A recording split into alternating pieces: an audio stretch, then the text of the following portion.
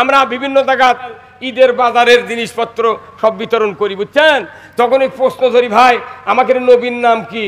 শতকরা 2 জন মানুষও 5 জন মানুষও কবার পারে না, নবীর নাম কবার পারে না। কে ভাই কালেমা তৈয়ব কয়, কইছে কুন্ডা। কে ভাই সূরা ইখলাস কয়, কুন্ডা। কি গোসলের ফরজ কয়টা? কয় 6টা। ওযুর ফরজ কয় 9টা। কত কয়? 4 জন ফেরেশতার নাম করলে কয় মুহাম্মদ সাল্লাল্লাহু আলাইহি সাল্লাম, মুসা আলাইহিস সালাম, ঈসা আলাইহিস সালাম। কত কয়? আবার যদি কয় কোন ফেরেশতা মেঘ সৃষ্টি করে আল্লাহ হুকুমে, আল্লাহর হুকুমে, সেই ফেরেশতার নাম কও, তখন কয় আজরাইল। মানুষ মারে কোন ফেরেশতা? কয় মিকাইল। এই কথা কয় পাগল। মানুষ মসজিদে ইমামতি যারা করে এরা খালি লোলানি সুদে বক্তৃতা করে, কোনো মশলা মাসাইল একটা মোতাল্লিদ থেকে শুরু করে একটা মুক্তাদিক শিখায় না। ওটা এমন একটা প্রতিষ্ঠান হয়ে গেছে, জুম্মা লেখা নাই, পড়া নাই, পরীক্ষা নেই, কিচ্ছু নাই, উটুবি মারদে আতর দিয়ে গেল, ওইভাবেই বার হয়ে এলো। এমনও মুসল্লি আছে, আপনাকে দিব নাই, আমাকে ওই দিকে আছে, প্রতিদিন শুক্রবার জুম্মার বক্তৃতা হয়, একটা জীবনে একটা বক্তৃতা তার স্ত্রীদের রাত্রে শোয়ার সময় জীবনে কেউ কয়নি। এমনও স্বামী আছে মাথার টুপি বাড়ির দেয় না, ওই জুম্মার ঢোকার সময় মাথার টুপি দেয়, আবার 12 হওয়ার আগে টুপি খোলে। কারণ কি? ওই প্রতিদিন বোক মারে।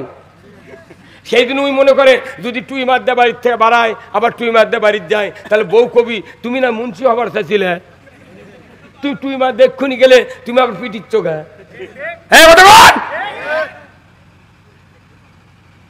আজকে আমাদের দুরবস্থা হচ্ছে এইরকম। বাংলাদেশের মানুষ মুখে মুখে ধর্মভীরু, কিন্তু কাজে কোনো কাম নাই, উপরে ফিটফাট। আমাকে এক হাদি মানুষ বেটা করছে, বাবা তোর বয়স দেখতে দেখতে 16-18 হয়ে গেছে, তুই নামাজ পড়বো না, তুই অন্যায় করে বিড়ি খাচ্ছি আমার সাথে দে। তখন ওই বেটায় করছে, আব্বা এই আমার দেখা বয়স ইনকার সময় তুই ভালো আছিল। আই রে সর্বনাশ রে বেটা। হ্যাঁ বাবু এই কথা তখন কষে, ওই বাপের কচুর সাথে গলার দড়িতে মরা ভালো। হ্যাঁ কথা বল। সমাজ ভালো হবে কেমনে? আগে ব্যক্তি ভালো করা লাগবে। কি বেটার সাক্ষাতে, বেটা মাদ্রাসাত পড়াচ্ছে, ওই বেটার সাক্ষাতে ওই বেলেট দিয়া জিবের ঢোকা দিয়া মোটটা গালের চুল কাটে ফেলে দিচ্ছে। আর বেটা কোথায় নামাজ পড়িস, তুই মাদ্রাসাত গেছি পাঞ্জাবি গাওয়াত দিস নিকা। তখন বেটা মনে মনে কয়, আব্বা পাঞ্জাবি গাওয়াত দেওয়া তোর ভাইজা গেছে, তুই না দাঁড়িয়ে ঝুড়িয়া ফেলে দিলু। বাবার আদর্শ ছেলে যদি আপনি মানুষ করতে চান, একটা পুরুষ যদি তার সন্তানকে ভালো করতে চায়, বিয়ের কমপক্ষে 15 বছর আগে ওই বাবার ঠিক হতে হবে। আপনি বিয়ে করে 3-4টে সোল হতে তাও নামাজ ধরেননি, 42 বছর 60 বছর পর্যন্ত সোল হচ্ছে আর বইয়ের, উনি এখনো নামাজ ধরেনি, তাহলে যে বেসনটা ফালালো ওটা নামাজের বেসন না বেনামাজের বেসন?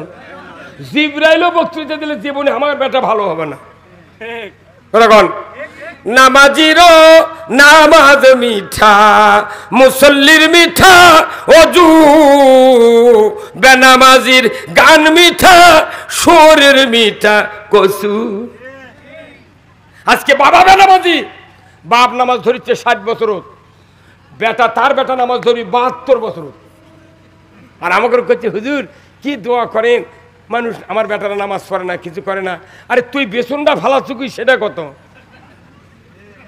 কে সাল্লার ধানের বেসন ফেলে উই কি 49 পাবি ভাই? এটা পাগলের বুদ্ধি। আগে তুই যদি বেটা ভালো বানাবার চাস, আগে তোর বিয়ের আগে ভালো হওয়া লাগবি। কি হুজুর? হ্যাঁ উই ভালো হবে না, ওই মানুষের উপর খবরদারি। আর হুজুর আর মুয়াজ্জিন করছে, মুয়াজ্জিন সাহেব জুম্মার মাঝে খুসখুস করে গা। এই কথা বল, বইয়ের সাথে হুড়াহুড়ি লাগা জুম্মাত আছে, আসে ওই মুয়াজ্জিনের সাথে গরম দেখায়। কথা বল। হাজারো দোষ আমাদের আছে, কিন্তু আমরা নিজেরা সংশোধন হতে পারি না, খালি মানুষকে দোষী বানায় না। কার কি আছে আমরা সংশোধন হব, কিন্তু রসুলের আদর্শ মানার মাধ্যমে আমাদেরকে ভালো হতে হবে। কথা ঠিক কিনা? আমরা কি রসুলের আদর্শ মানতে রাজি আছি? লিল্লাহে তাকবীর, নারায়ে তাকবীর। আসুন রসুলের আদর্শ এখন আমি কথা বলবো। আল্লাহ তাআলা কোরআনে বলছেন কি, লাকাদ কানা লাকুম ফি রাসূলিল্লাহি উসওয়াতুন হাসানা লিমান কানা ইয়ারজুল্লাহ ওয়াল ইয়াউমিল আখির। আমার আল্লাহ এত সুন্দর কথা বলেছেন, আমার বান্দারা তোমরা যদি আখিরাতের আযাব থেকে বাঁচতে চাও রাসূলের আদর্শকে উত্তম নমুনা হিসেবে গ্রহণ করো। জাহান্নাম থেকে বাঁচতে গেলে কার আদর্শ? রাসূলের আদর্শ না নেতার আদর্শ? আমাকে বাংলাদেশে টুপি দিয়া নেতা যে টুপি, পীর যে টুপি মাথার দেয়, মুড়িদের মাথার সেই টুপি, নেতার গাঁত যে কোট ওরই গাঁত সেই কোট। কথা কন না গা? টুপি দিয়া, কোট দিয়া, জামা দিয়া, গেঞ্জি দিয়া, প্যান্ট দিয়া আমরা নেতার আদর্শ মানি, কিন্তু দুনিয়ার শ্রেষ্ঠ নেতা তিনি কে? রসুল। রসুল বলছেন যে আমার যদি তোমরা আদর্শ মানো আখিরাতে জাহান্নাম থেকে আল্লাহ তাআলা তোমাদেরকে মুক্তি দিয়ে দেবে। আমাদের জাহান্নাম থেকে বাঁচার জন্য আদর্শ মানতে হবে কার? রসুলের। সেই রাসূলের আদর্শের কথা কলি এই বাংলাদেশে মানুষ বলে তোমরা তাহলে রাজনীতি শুরু করছো। কতক্ষণ? রসুল কি রাজনীতি করেননি ভাই? আবু জেহেলের সাথে রাজনীতি করেনি? ইব্রাহিম আলাইহিস সালাম কি নমরুদের বিরুদ্ধে রাজনীতি করেনি? মুসা আলাইহিস সালামকে ফেরাউনের বিরুদ্ধে রাজনীতি করেনি? আমরা এখন রাজনীতি করছি ইসলামের পক্ষে, বাতিলের বিরুদ্ধে। ধরে বল ঠিক কিনা? যারা ইসলামের পক্ষে রাজনীতি করবেন আল্লাহর ইজ্জতের কসম টুডে অর টুমরো আপনারা জান্নাতি হবেন হবেন হবেন ইনশাআল্লাহ। আমরা কার রাজনীতি করি? আল্লাহর। আল্লাহ তো বলছেন তোমরা নামাজ কায়েম করো, রাজনীতি ছাড়া নামাজ কায়েম হবে না। কারণ আল্লাহ তাআলা কোরআনে সূরা হজের 41 নম্বর আয়াতে বলছেন আল্লাযীনা ইম্মাক্কান্নাহুম ফিল আরদ আকামুস সালাতা ওয়া আতাউয যাকাতা ওয়া আমারু বিল মারুফ ওয়া নাহাউ আনিল মুনকার ওয়া লিল্লাহি আকিবাতুল উমুর। আল্লাহ বলছেন ও পৃথিবীর মুসলমান, তোমরা যদি কোনো ভূখণ্ডের শাসনভার হাতে পাও, প্রধানমন্ত্রী হও, রাষ্ট্রপতি হও, সরকার হও, তোমরা 4টা দফা চালু করবে। 1 নম্বর নামাজের আইন, 2 নম্বর যাকাতের আইন, 3 নম্বর ন্যায়ের আদেশ, 4th নম্বর অন্যায় নিষেধ। এই 4টা দফা দুনিয়ার কোন সরকার যদি পৃথিবীর জমিনে চালু করে, আমার আল্লাহ বলছেন জমিনটা হবে জান্নাতের জমিন। তাহলে এই আয়াতের দ্বারা বোঝা যায় তবলিগের তো কথায়, পীরের কথায়, মৌলবীর কথায়, ইমামের কথায়, বক্তার কথায় মানুষ নামাজ কায়েম করতে পারে। কার কথায় পারে? সরকারের কথায়। আল্লাহর। সরকারের কথা ছাড়া, সরকারের আইন ছাড়া সমাজে নামাজ কায়েম হবে না। তাহলে আমাকে নামাজ কায়েমের জন্য আগে সরকার ইসলামী বানান লাগবে। সুদ হারাম আমরা করতে পারবো না, কেউ করতে পারবে না। বাংলাদেশের এমন কোন গ্রাম নাই যে 14.5 আনা লোক সুদের কিস্তির সাথে জড়িত নেই। হ্যাঁ, আর সুদের জাহাজ আবার আছে বগুড়া জেলার। কি কয়? শাক ভাতে খাবো না, গোস্ত খা, স্বামীর কথা শুনবো না, ভাঙ্গা করে থাকবো না, ঝড় বাদল মানবো না, কিস্তি দেওয়া বন্ধ করবো না, যায় আন থাকিতে সাহেবের ডিউটি কোনোদিন অমান্য করবো না। 15.5 লোক প্রত্যেকটা গ্রামে সুদের সাথে জড়িত। ইমাম সাহেব শুক্রবারে মোনাজাত করছে আল্লাহ আমিন, আল্লাহ দুনিয়ার ভালাই দাও, আখেরাতের ভালাই দাও। যত কিস্তির পাচ্ছে আমার গ্রামত আছে সবাই কয় আল্লাহ আমিন। আল্লাহ তখন জিবরাইল কয় কেরে যারা যারা আমিন করছে ওরকে তবিল টাকাটা দেখতো কি লাভ?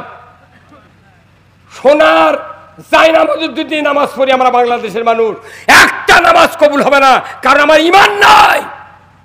সুদ যারা খায়, সুদের অর্থনীতি যারা মানে, তাদের ঈমান থাকে না। কার কথা? আল্লাহর কথা।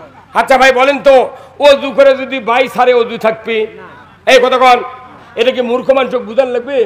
অজু করে 22 সারলে অজু নষ্ট। রোজা থেকে দুপুরে 1 থাল ভাত খেলে রোজা থাকবে।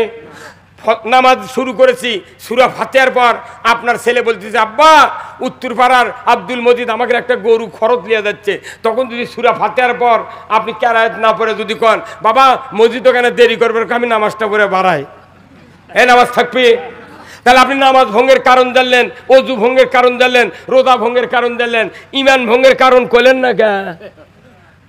আল্লাহ কোরআনে বলছেন, প্রথমবার বলছেন আহাল্লাল বাইয়া হারামার রিবা, ব্যবসা হালাল সুদ হারাম। কার কথা?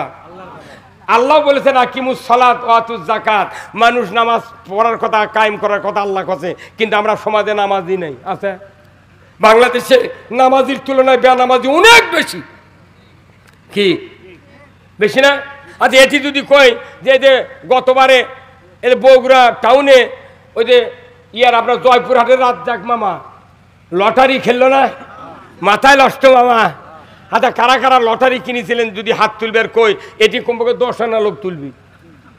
হ্যাঁ, যে যারা লটারি কিনে এর কি ইমান নাই, যারা সুদ খায় তার কি ইমান নাই, যারা অন্যায় করে আল্লাহর হুকুম মানে না তাদের ইমান নাই। আল্লাহর কথা একটা যদি অমান্য করি আমার ইমান থাকবে না কি? আচ্ছা আপনি সব হুকুম মানছেন, আপনার বেটা যদি এমবিবিএস ডাক্তার হয়, যদি খাতনা না করে ওকে যদি 2 লাখ টাকার চাকরি সরকার দেয়, আপনার ভাই যদি 100 বিঘা জমি আল্লাহ দেয়, ওই বেটাকে বিয়ে দেবার পারবেন? কত মানে আপনার বেটা এমবিবিএস ডাক্তার 2 লাখ টাকা বেতন পায়, আপনি বাপ হিসাবে 100 বিঘা জমি আবাদ করেন, কিন্তু একটা এমবিবিএস ডাক্তার খোঁজ পায়া ঘটকাছে করছে যে বিয়ে দিবেন আপনার বেটার সাথে মানাবি, সেই একটা ডাক্তার নিয়ে আসে। কিন্তু ডাক্তারনির বাপ যদি জানে যে ওর সব ভালো, বেতন আছে, সুরত ভালো, বাপের অবস্থা ভালো, কিন্তু গায়ের মধ্যে যদি কয় বা সব তো ভালো করলু, কিন্তু ওই ওর বেটা খাতনা করেনি, ফকিন্নির বিটি বিয়ে বসবে? কতক্ষণে গা কয়টা আইন মানেনি? তাহলে একটা আইন না মানার কারণে বিয়ে দেওয়ার পাত্রী পাবে না। হুজুর কথা কোন টাকা হ্যাঁ পাবি? আল্লাহর একটা আইন মানলে যেটা বিয়ে হবার পারবে না, ওই রকম যে কোনো একটা আইন যদি অমান্য করি আমাদের ভেতরে ঈমান থাকে না। আল্লাহ কোরআনে বলছেন ইয়া আইয়ুহাল্লাযিনা আমানু লা তাকুলুর রিবা, ঈমানদাররা সুদ খায় না। জোরে বলুন ঠিক কিনা? আজকে বাংলাদেশে সুদের অর্থনীতি চলতেছে, সুদে পুরো বাংলাদেশ নিমজ্জিত হয়ে আছে। হ্যাঁ, সিসি লোন করে কোটি কোটি টাকার ব্যবসা করছে, করে বছরে 6 বার উমরা করে আর 1 বার বড় হজ করে, তা আবার ওটি থেকে এসে করছে 6 বার চুমা দিছি, হজরে আসাদত 6 বার চুমা দিছি। তখন আল্লাহ কয় জিবরাইল, কে রে তুই যে টাকা দিয়ে হজ করছু তোর ওই টাকা তো লড়াই চলবে না। কত কয় উনি এসে আবার পাথরও চুমা দেওয়ার অ্যাডভার্টাইজ করছে।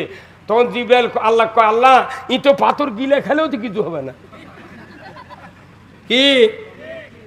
ওই দিন আল্লাহ রাগ করে করোনা দিয়ে 2 বছর হজ বন্ধ আছিল, আর আমাকে আল্লাহ মসজিদে তো ঢুকতে দেয়নি। সরকার কাছে 5 জনে নামাজ পড়, ঈদের মাঠে যাবার পারবো না, তুই ঘরের মধ্যে পড়। আবার ওই অবস্থায় যে মানুষগুলো মরছে, বাপ মরিছে, বেটা হাত দিয়ে লাড়েনি, পাও দিয়ে ঠেলা দিয়ে কব্বরত নামে দিছে। এইগুলো দেখেননি আপনারা? দেখেননি? এটা আল্লাহরে কেউ চোখত বাল দেয়নি যে এরা কি করছে। আর মহিলা এই ভাই কত কোন টাকা? হ্যাঁ, এখনো মানুষ 46 বছর বয়স এখনো 5 ওয়াক্ত নামাজ ধরেনি, কোথায় চেষ্টা করিচ্ছি কি? সেই দেশে ইসলাম বিজয় হবে না, বহু দেরি আছে। এই জন্য আপনাকে করতে হবে কি? ব্যক্তি সংশোধন। 1 মাসের মধ্যে আপনার বাড়ি ঠিক করতে হবে, স্ত্রী বলতে হবে তুমি পর্দায় থাকো, কোনো মার্কেটে যেতে পারবে না। বেটাক বলবেন যে এই তুই আমার ছেলে, যদি তুই নামাজ না পড়িস তুই এই বাড়িতে বার হয়ে যা, 1 কাটা সম্পত্তি তোকে দেবো না। এইরকম কঠোর হওয়া লাগবে না। তারপরে নির্বাচন আলে ভোট দেওয়া লাগবে আল্লাহর আইনের পক্ষে। আপনি মরে যাবেন, জান্নাতে যাবেন। ভোটের কথা কলে তখন টাকা খুঁজিচ্ছে, জানলা খুলে দিয়ে বসে আছে দুপুর আজ পর্যন্ত। কেবা চাচা আছেন আছিবা, তোমার এগুলা কাম এক্ষুনি যত মানুষ চলে গেল, তোমার কথা কয়েকটা আমরা হাঁপসে গেছি। এই কথা কর, একটা ভোটার 4-5 জনের থেকে টাকা নেয়, লিয়া আসল জায়গা ভোট না দিয়া কচুমার কেনা তাক ভোট দিয়া এই দেশটা শেষ করে দিছে। এই কথা কর। এই জন্য আর নয়, আমরা আল্লাহর আইন চালু করতে চাই গণতন্ত্রের মাধ্যমে। ধরে বলো ঠিক কিনা? যদি আপনি এই কাজ করতে পারেন, এটা ডাইরেক্ট আল্লাহর হুকুম। আল্লাহ কোরআনে সূরা মায়দায় বলেছেন 8 নম্বর আয়াতে, ইয়া আইয়ুহাল্লাযীনা আমানু কুনু কাওয়ামিনা লিল্লাহি শুহাদা বিল কিস ওয়ালা ইয়াজরিমান্নাকুম শানানু কওমিন আলা আল্লাহ তাদিলু ইদিলু হুয়া আকরাবুত তাকওয়া আত্তাকুল্লাহ ইন্নাল্লাহা খাবীরুম বিমা তা'মালুন আল্লাযীনা আমানু ওয়া আমিলুস সালিহাতি লাহুম মাগফিরাতু ওয়া ইনদাহু আজরুন আযীম। সূরা মায়দার 8 নম্বর, 9 নম্বর, 10 নম্বর আয়াত আল্লাহ বলেছেন, ও পৃথিবীর ঈমানদাররা, তোমরা আল্লাহর বিধানসমূহ পূর্ণরূপে কায়েমকারী হয়ে যাও। কোনো বিশেষ সম্প্রদায়ের শত্রুতার ভয়ে তোমরা ন্যায় বিচার থেকে বিরত থেকো না। ইদিলু, ন্যায় বিচার করো। হুয়া আকরাবুত তাকওয়া, এটা হলো খোদাভীতির অধিকতর নিকটবর্তী। যেরকম আল্লাহু আকবার। যারা আল্লাহর বিধান কায়েমের চেষ্টা করে ওই ব্যক্তিরা আল্লাহকে বেশি ভয় করে। কার কথা? আমার ভাইরা কেমন করে আল্লাহকে ভয় করে? আল্লাহর রাসূল মদিনায় হিজরত করলেন, ইসলামী রাষ্ট্র কায়েম করলেন। প্রথম যুদ্ধ হলো বদরের যুদ্ধ, দ্বিতীয় যুদ্ধ হলো উহুদের যুদ্ধ। আল্লাহর নবী 1000 সাহাবী তৈরি করার জন্য, রেডি করার জন্য মদিনার আনসার মুহাজিরকে ডাক দিলেন। একত্র করতে করতে 999 জন তৈরি হয়ে গেল। একজন সাহাবী হযরতে হানজালা রাদিয়াল্লাহু তাআলা আনহু, উনি রসুলের সামনে হাজির, যুবক মানুষ। আল্লাহর নবী বললেন, হানজালা তুমি কি জন্য এসেছো? বলে, হুজুর আমি উহুদের ময়দানে যুদ্ধ করতে চাই। রসুল বললেন, হানজালা তোমার যে বয়সটা হয়েছে তোমাকে বিবাহ করতে হবে, তোমার যুদ্ধের ময়দানে যাওয়ার কোনো প্রয়োজন নাই। যুদ্ধের ময়দান থেকে রুখসুত দিয়ে দিলেন রসুল। হযরত হানজালা বাড়িতে গেলেন, বিবাহের কাজ শুরু করে দিলেন। উনি বিবাহ করলেন বিকেলবেলা, রাত্রিতে বাসর ঘর, উনি বাসর ঘর উদযাপন করলেন। ভোর রাতে হাম্মামখানায় চলে গিয়েছেন নিজের স্ত্রীকে নিয়ে গোসল করার জন্য। এমন সময় মদিনার অলিতে গলিতে ঢান্ডারা দেওয়া হচ্ছে, কে আসরে কোথায়? উহুদের প্রান্তরে কুতিলা মুহাম্মদ, ইসলাম পরাজিতর পথে। কে আসরে তরবারি নিয়ে মদিনার থেকে বেরিয়ে উহুদের ময়দানে যাবে, ইসলাম বিজয় করার পক্ষে তোমরা যুদ্ধ করবে, কে আসো? ঝান্ডারা বাঁধানো হচ্ছে। হযরতে হানজালার কানে পড়ে গেল। স্ত্রীকে বললেন, প্রাণের স্ত্রী, মুহূর্তকাল আমি দেরি করব না, আমাকে তরবারি দাও, যুদ্ধের পোশাক পরিয়ে দাও, আমি উহুদের ময়দানে যুদ্ধ করতে যাব রসুলের পক্ষে, ইসলামের পক্ষে। জোরে কোন মারহাবা। ওনার স্ত্রী বললেন, প্রাণের স্বামী আপনি তো যুদ্ধ করবেন, ঠিক আছে, বাধা দেব না, তরবারি দেব, যুদ্ধের পোশাক দেব। হুজুর আপনি দয়া করে আপনি ফরজ গোসল করেন, আপনি দয়া করে ফজরের নামাজ পড়েন, তারপরে আপনি উহুদের ময়দানে যান। হযরত হানজালা বললেন, প্রাণের স্ত্রী, গোসল করতে গিয়া যদি আমার নবী শহীদ হয়ে যান আর ইসলাম যদি পরাজিত হয়ে যায়, আমি হানজালাকে আসামির কাঠগড়ায় দাঁড়াতে হবে। হযরত হানজালা স্ত্রীর কাছে যখন এই আশা ব্যক্ত করলেন, স্ত্রী আর দেরি করলেন না, তরবারি হাতে দিয়ে দিলেন, যুদ্ধের পোশাক পরিয়ে দিলেন। উনি এক দৌড়ে উহুদের ময়দানে গিয়া রসুলের সাথে সাক্ষাতের আগেই তরবারি নিয়ে যুদ্ধের ময়দানে নেমে পড়লেন। এক এক করে কাফেরদেরকে জাহান্নামে পাঠিয়ে দিয়ে নিজেও শাহাদত বরণ করলেন। মদিনায় খবর গেল, হানজালার স্ত্রী, তোমার স্বামী শাহাদত বরণ করেছে। এই কথা শোনার সাথে সাথেই হযরত হানজালা রাদিয়াল্লাহু তাআলা আনহার স্ত্রী উহুদের ময়দানে রসুলের সামনে হাজির হয়ে গেলেন। উনি বললেন, ইয়া রাসূলুল্লাহ, ইয়া হাবিবাল্লাহ, আমার স্বামী হানজালা বাসর সহ্য উদযাপন করেছে কিন্তু গোসল দেয় নাই। আমি শুনেছি যারা শহীদ হয় রক্তাক্ত অবস্থায় গোসল ছাড়া আপনি দাফন করেন, কিন্তু আমার স্বামী ফরজ গোসল হয়েছিল তার উপর, কিন্তু গোসল করে নাই। আমি তাকে নামাজও পড়াতে পারি নাই, নামাজ পড়ে নাই, ফজরের নামাজ কাজা করেছে, গোসল দেয় নাই। ইয়া রাসূলুল্লাহ, আমি শুনলাম আমার স্বামী শাহাদত বরণ করেছেন, তার লাশটা আমার হাতে দিয়ে দেন, আমি তাকে সহস্তে গোসল করায় দেব, তারপর আপনি সাহাবাদেরকে নিয়ে মাদফুন করবেন। নবীজি বললেন, ওগো হানজালার স্ত্রী, হানজালা তো আমার সাথে দেখা করে নাই, কখন শাহাদত বরণ করলো? আমি তো তাকে বিবাহ করার জন্য ফেরত পাঠিয়ে দিয়েছিলাম, কোথায় সে শাহাদত বরণ করলো? উনি বললেন, ওনার স্ত্রী বললেন, ওয়াল্লাহি, আল্লাহর কসম, হযরত হানজালা শাহাদত বরণ করেছেন, আমি তরবারি দিয়েছি, যুদ্ধের পোশাক পরিয়ে দিয়েছি। স্ত্রীর বারবার বার্গেনিং শোনার কারণে আল্লাহর নবী বললেন, ও আবু বকর, ও উমর, উসমান, আলী, কে আছো আমার সাহাবীরা? দেখো তো উহুদের ময়দানে কতজন সাহাবীর লাশ শাহাদত বরণ করেছে, তোমরা একটু একত্রিত করো।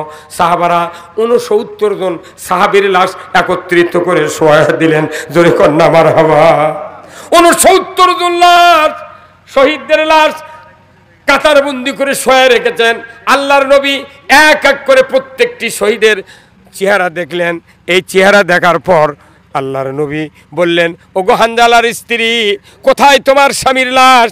এই লাশটা তো আমার চোখে পড়ছে না, কোথায় হানজালার লাশ?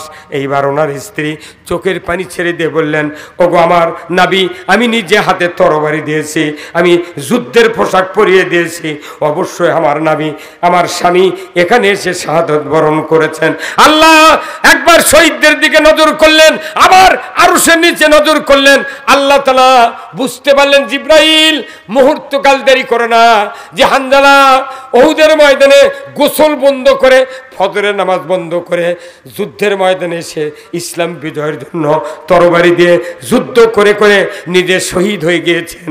আমি রব্বুল আলামিন ওই হানজালার শহীদদের উপর শাহাদতের জন্য আমি এত খুশি হয়ে গিয়েছি। আমি চতুর্থ আসমানে হাউজে কাউসারের পানি দেয়া, রহমতের ফেরেশতা দেয়া গোসল করা দিচ্ছে। আর একটু ধরে বলা কেন সুবহানাল্লাহ।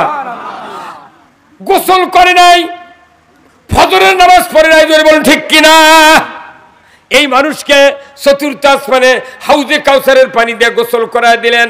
আল্লাহ বুঝাতে চাচ্ছেন, ও দুনিয়ার মানুষ, নামাজের চেয়ে দামি আবাদত ইসলাম বিজয়ের কাজ করা, ওজুর চেয়ে গোসলের চেয়ে দামি কাজ হলো ইসলাম বিজয়ের আন্দোলন করা, ইসলাম বিজয়ের রাজনীতি করা। ধরে বলুন ঠিক কিনা? কিন্তু আমরা মনে করেছি নামাজ, রোজা, হজ, যাকাত এইগুলি নিয়ে ব্যস্ত থাকবো, ইসলামের পক্ষে কথা বলবো না। যারা পক্ষে কথা কয় তার করে অপমান করে কোণঠাসা করে ঘর উত্তারে তোলে। এই কথা কোন না? মেলা মানুষ আছে আবাদত করে করে একে দাড়ি চুল পাকে সাদা হয়ে গেছে, বুড়া মানুষ এলেম কালাম নাই, উনি আবার সমাজের হয়তো পীর। কথা কোন না? ওরই কাছে ইসলাম কায়েমের কথা বলে উনি আরো 10 জনক ডাকে, হ্যাঁ তোরা ইসলাম কায়েম করে মিয়া মানুষের মধ্যে গেলু। হ্যাঁ কথা কোন না? উনি আর ইস্যু পাচ্ছে না, উনি এখন ধরছে তুই মিয়া মানুষের পেটি করতে তোর গেলু। এই কথা কা মানে উনি তো করবি না উনি আরো গোলমাল বাঁধায়। কথা কোন না? আপনি আমাকে লোকই নাই, আমাকে কেউ ভোটও দেয় না, তাহলে ইসলাম বিজয়ের কাজ বাদ দিয়ে যদি আমরা বসে থাকি, কিয়ামতের দিন জাহিলিয়াতের সাথে আমাদেরকে উঠতে হবে। কথা ঠিক কিনা? রসুলের পাশে নামাজ পড়ছেন আব্দুল্লাহ বিন উবাই, মসজিদে নববীতে রসুল ইমাম, পেছনের কাতার সামনের কাতারের মুক্তাদি হলো আব্দুল্লাহ বিন উবাই। নামাজ পড়েছে, কিন্তু ভেতরে ভেতরে আবু জেলের সাথে যুক্তি করছে যে এই কাম করলে মোহাম্মদ এমনি ডিবিট হয়ে যাবি, তোর মনে তুই সমাজত নেতা হয়াই থাকবো। কি এই কাম করেছে? মরার আগে বীরের জাত, আমরা বীরের জাত, অথচ ইসলাম বিজয় না থাকার জন্য এই 16 বছর আমাদের মতো লোক কাছে কথা হুজুর দেখে শুনে কথা কন। মাথার থেকে নেতাকে পাওয়া পর্যন্ত তাকে দেখি কোনো সুন্নতের নাম তো নাই, অজু অবস্থা 6 মাসে করেনি, সেগুলো নেতা যে কয় হুজুর দেখে শুনে কথা কবেন। তখন আমি বলি ভাই তাহলে কোরআন শরীফ এটি আছে, আপনি দেখে দেখে আমার কয়া দেন, আমি শুনে শুনে কমু। 5 মুখ তাকে দেখি আর নেই। কি কথা রে? ওই জুম্মার সভাপতি ওরা, স্কুলের সভাপতি ওরা, পায়খানার সভাপতি ওরা। এই কথা কোন দেখা? কয়েকদিনের মধ্যে দেখেছেন প্রত্যেকটা অফিস, আদালত, স্কুল, কলেজ, বিশ্ববিদ্যালয়ে 6টা লোয়া আছে, এখন কান দিচ্ছে। কয়টা লোয়া? ওই যে 2টো করে ছবি আছে না বাপ বেটির, ওই 2 গ্লাসের নিচে 2টো করে 4টে আর 2টা সুতা বান্ধা ছিল। তুই গ্লাস ভাঙে ফেলে দিছু, ওই লোয়া উঁকড়ে ফেলে দে, তা উঁকড়ে নি হচ্ছে ওইটা আবার টাঙ্গামো। এই কি ওই লোয়া সব জামিরাতে তোলে, তাছাড়া আবার কোনো টাঙ্গাবে ওটি। কামেল পাস, মুফতি, বড় বড় অফিসার, শিক্ষিত লোক তারা জানে যে একটা ছবি ঘরের মধ্যে থাকলে আল্লাহর রহমত ঘরের ভেতরে ঢোকে না। কথা ঠিক কিনা? একটা কামেল মাদ্রাসার প্রিন্সিপালের মাথার উপর ছবি থুয়ে উনি বসে আছে। কি কন? এমনি মাদ্রাসার প্রিন্সিপাল বিরুদ্ধে মিছিল হচ্ছে না, এমনি মিছিল হচ্ছে না, এগুলো আল্লাহর গজব, এগুলার গজব। অথচ আল্লাহর নবীকে রহমত হিসাবে পৃথিবীতে প্রেরণ করলো, নবীর আদর্শ না মানার কারণে আজকে ইমামকে পয়লা থাকা লাগিচ্ছে, প্রিন্সিপালকে চাকরি ছাড়ে দেয়া জীবন বাঁচার লাগিচ্ছে। তখন কারণ কি? আমরা সকল দিক দিয়ে রসুলের আদর্শ ভুলে গেছি ভাই। এই জন্য আসুন, আল্লাহ তাআলা বলছেন লাকাদ কানা লাকুম ফি রাসূলিল্লাহি উসওয়াতুন হাসানা, রসুলের জীবনের ভেতরে আমাদের জন্য উত্তম নমুনা আছে।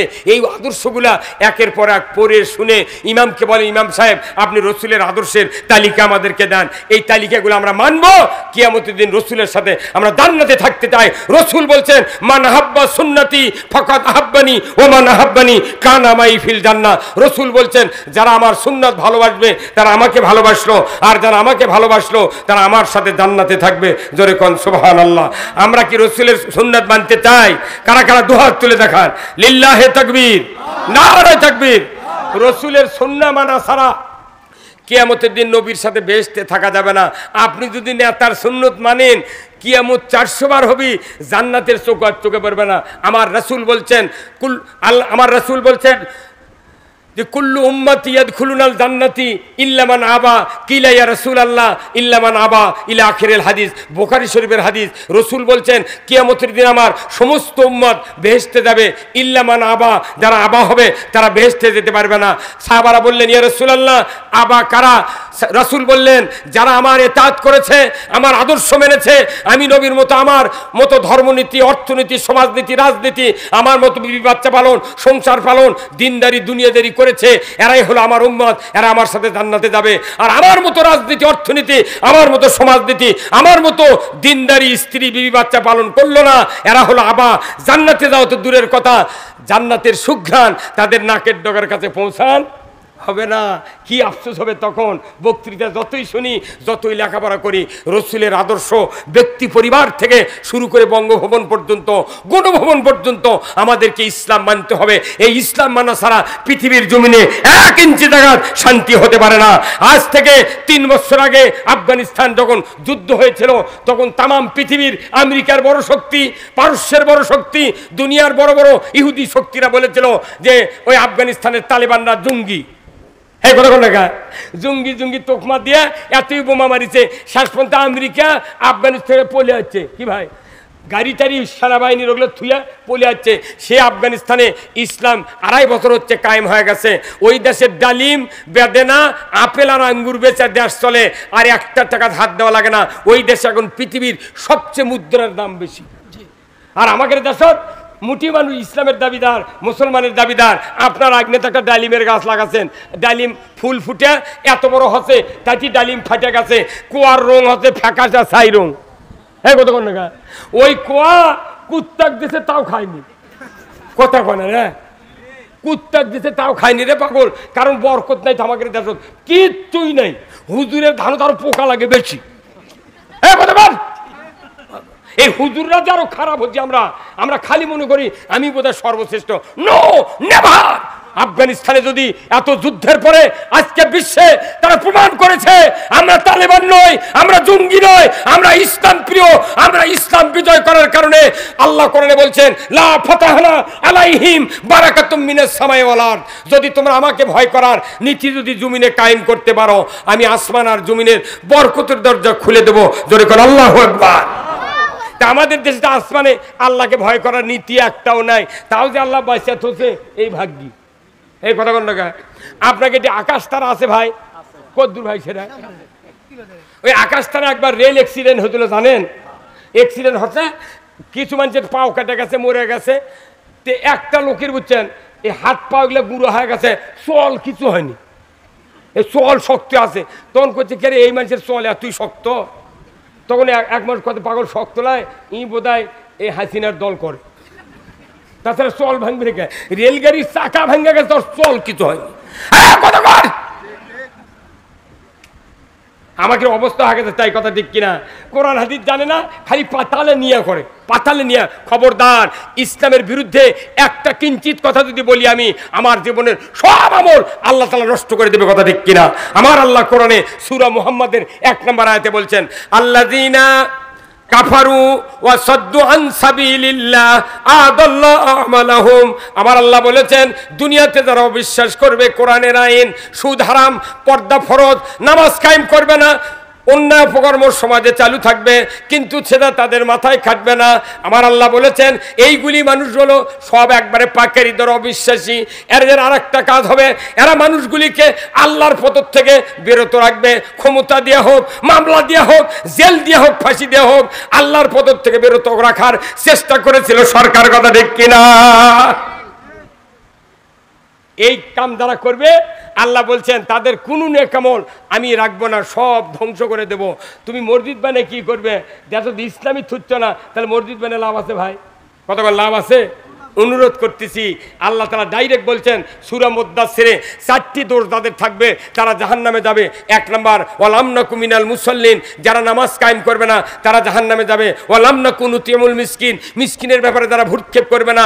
ওয়া কুন্না নাখুদু মাল খায়দিন, যারা ইসলামকে বিলুপ্ত করতে চায় তাদের সাথে যারা প্রচেষ্টায় রত থাকবে তারাও জাহান্নামে যাবে। কথা ঠিক কিনা? আখিরাতের বদলা দেবার দিন ওয়া কুন্না নুকাজ্জিবু বিয়াউমিদ্দিন, কিয়ামতের বদলা দেবার দিন যারা মিথ্যা মনে করবে তাদেরকে আল্লাহ তাআলা জাহান্নাম দেবে। কার কথা? তাহলে আপনি আমি কোরআন পড়ি না, জানি না, আমরা যে কথাগুলো করছি হাজার হাজার কথা আমি যদি বলি তাও ফুরাবে না। কিন্তু এতগুলো কথা সাইদি কলো, কত মৌলবি আধারি কলো, এক আধারি কোনো সরকারের বিরুদ্ধে কথা কয়নি, খালি ওর সবাদ 10-12 লাখ করে মানুষ হচ্ছিল, তাই কুয়াকাটার হাফিজার আর তাইরি করছে ই জামাতের প্রোডাক্ট। কিসের প্রোডাক্ট? তে তুই কার প্রোডাক্ট? কথা কর মিয়া, সব ধরা খাবে সব। যাহাকাল হক ও যাহাকাল বাতিল, হক বিজয় হবে, বাতিল পৃথিবীর থেকে নিশ্চিহ্ন করে দিবেন কে? আল্লাহ নিশ্চিহ্ন করে দিবেন। একটু ধৈর্যের ব্যাপার।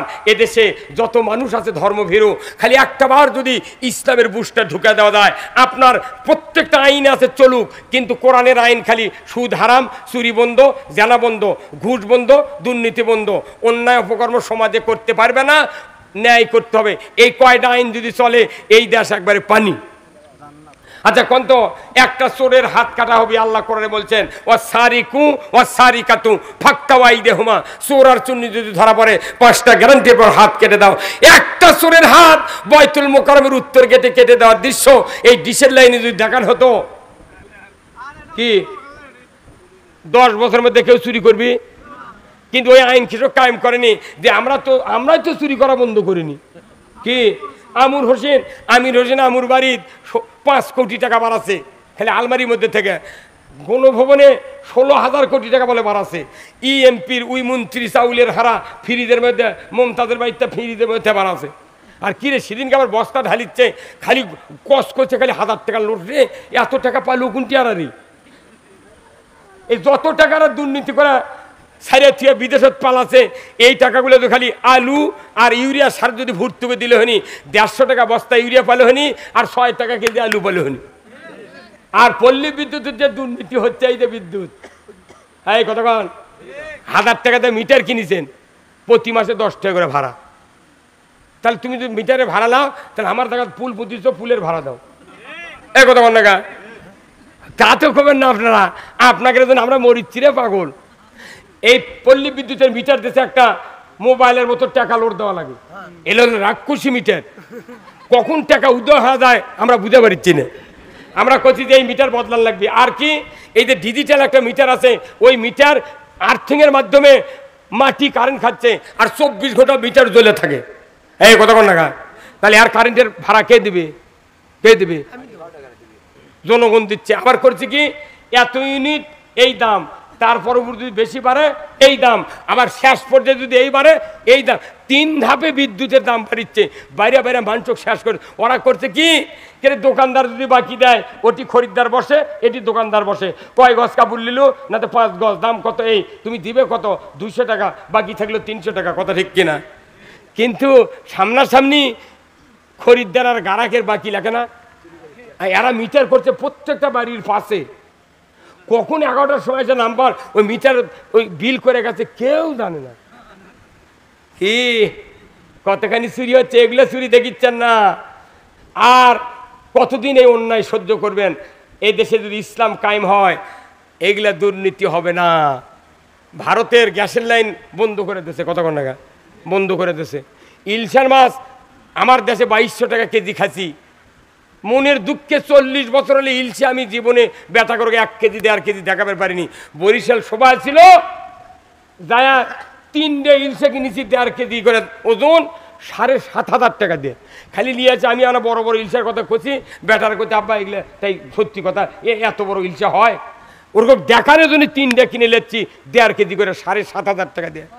আমাকেও খিলাচ্ছে 2200 টাকা, আর ভারতের মুদিক দিয়েছে 600 টাকা।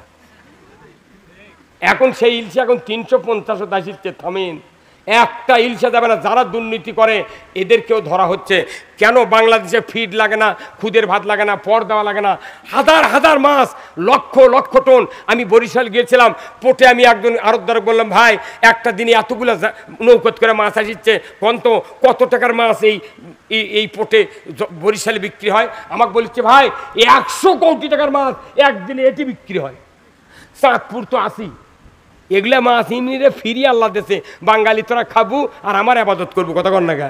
সেই মাছগুলা খাচ্ছে ইন্ডিয়ার লোক, কয় মুক্তার দানারে ইলছে।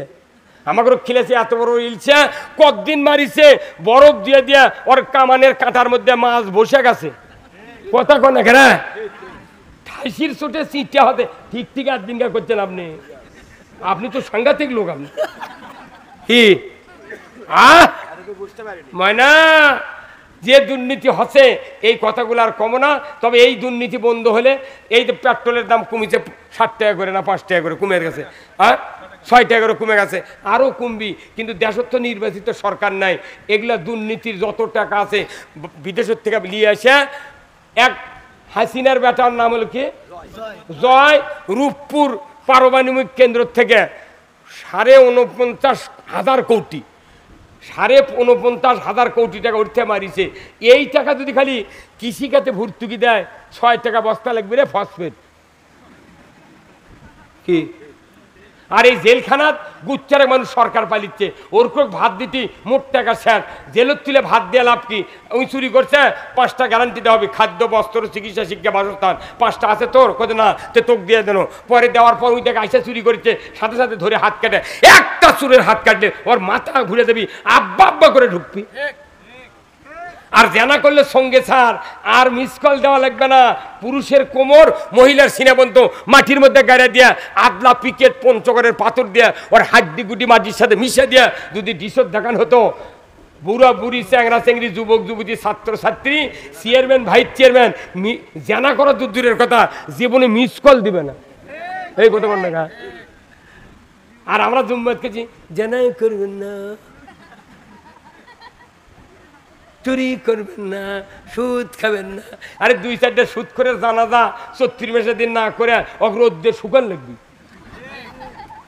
তোর ইমানই নাই, তোর জানাজা করে লাভ কি? মাং নাই জায়গা তখন শগুনে খাতো।